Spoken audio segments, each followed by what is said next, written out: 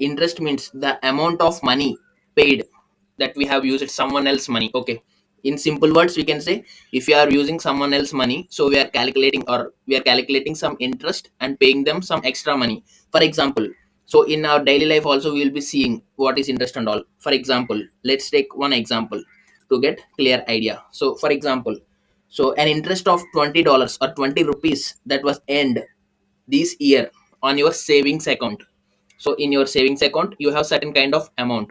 So on that amount bank will give you certain kind of interest. Why? Because you stored your money in the bank with them. Okay, so let's take one more example. Okay, let's take like an interest of 2000 rupees you paid as an interest this year on your home loan, or this month you can say. So that is called monthly interest or yearly interest.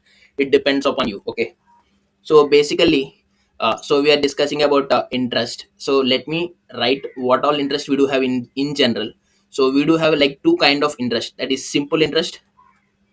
Simple, we do have simple interest or compound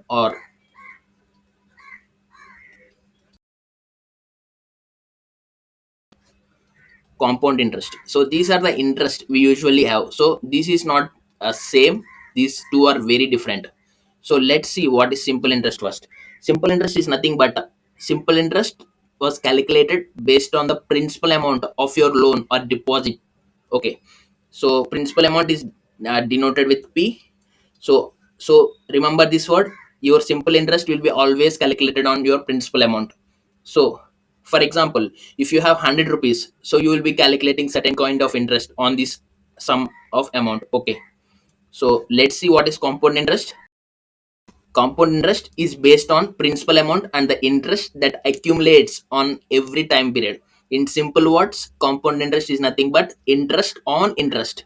So what we can say, compound interest is nothing but interest on interest. So that is calculated on your interest on interest. That is called compound.